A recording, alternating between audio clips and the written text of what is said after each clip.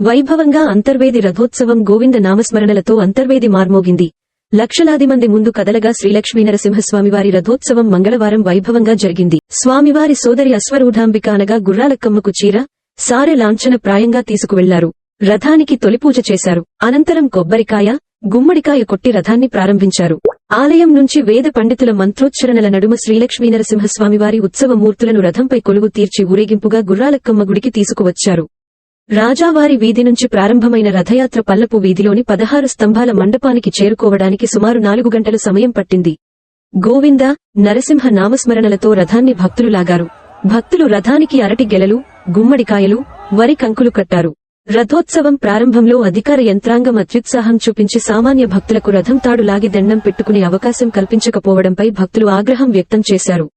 అలాగే భీష్మ ఏకాదశిని పురస్కరించుకుని తెల్లవారుజాము నుంచి అధిక సంఖ్యలో భక్తులు పుణ్యస్నానాలు ఆచరించారు.